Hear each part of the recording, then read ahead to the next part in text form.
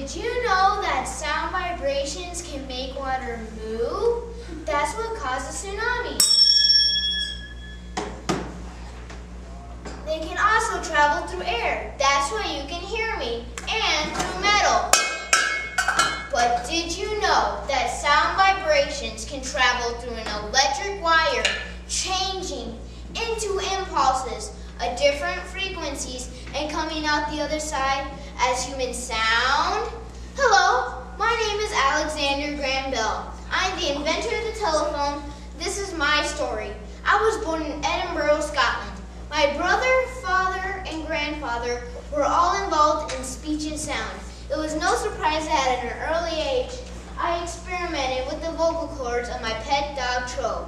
Once I taught him to growl continuously, I massaged its lips and vocal cords gently until it made a crude sound that went like, "How are you, Grandma?" People were convinced they were hearing an actual talking dog. Most of the inventions I made were dedicated to make life easier for the deaf. My mother and wife were both deaf, so I made it my mission to find a cure. It was out of this struggle that I invented the telephone. It looked something like this. It had an electromagnet and a diaphragm, much like the telephones of today. There are over 500 million telephones today, transmitting words, voices, sounds, pictures, computer data, and even videos. Your cell phones are good examples of this. Just remember one thing, that my telephone is the granddaddy of them all. One day in the lab, I accidentally spilled some acid on me and I screamed, "Mr. Watson, come here, I want to see you." And he came. This was the first message ever sent over the telephone. Let me explain.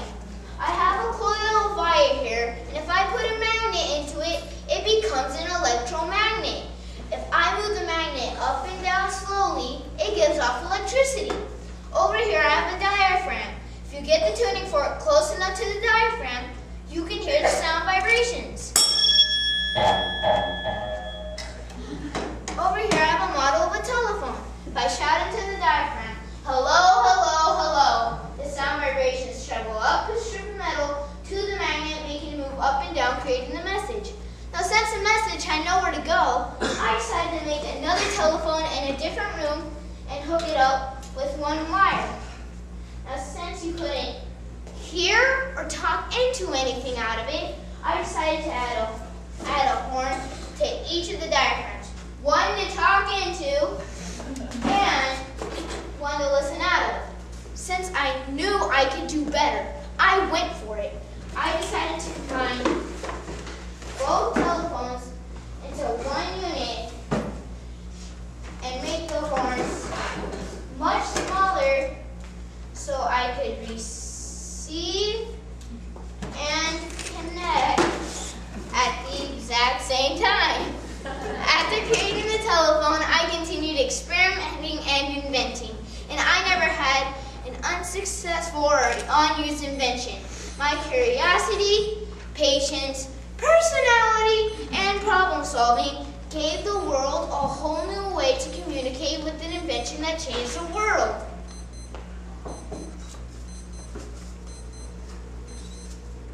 Ring, ring. Oh, hello, Mr. Watson. Thank you. That was Mr. Watson on the phone, reminding me it's time to end my speech. Thank you.